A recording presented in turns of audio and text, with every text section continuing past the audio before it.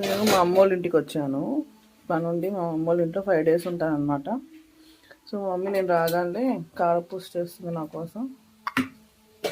బూందీ చేసింది, బూందీ చేసేసింది ఆల్రెడీ. కారపూస చేస్తుంది. ఎందుకు మా అమ్మాయి వచ్చిందని ఎప్పుడు వచ్చి ఉండదు.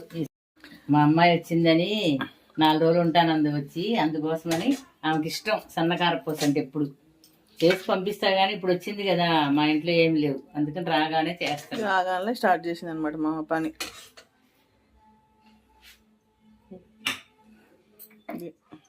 వద్దని చెప్పాను నేను. వచ్చి రాగానే పొద్దున్న టిఫిన్ పెట్టేసింది, ఇడ్లీ. వంట చేసేసి ఫాస్ట్గా కారపూస స్టార్ట్ చేసింది. ఉంది అనమాట. ఇంకొక ఐటెం కూడా చేస్తుంది. ఇది కింద శనగపప్పు నానబెట్టింది చెక్కలకి.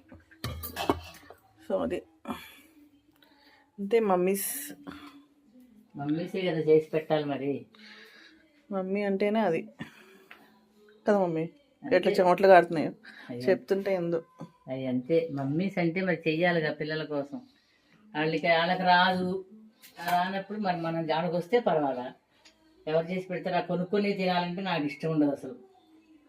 నేను పెళ్లి కాకముందంతా రోజు చేయటమే. ఇప్పుడే వాళ్ళు కొనుక్కుంటూ తింటున్నా. సరేలే వచ్చింది కదా, వచ్చినప్పుడన్నా చేద్దాంలే అని చేస్తుంది అనమాట. కష్టపడి మన కోసం మొదలుపెట్టాను.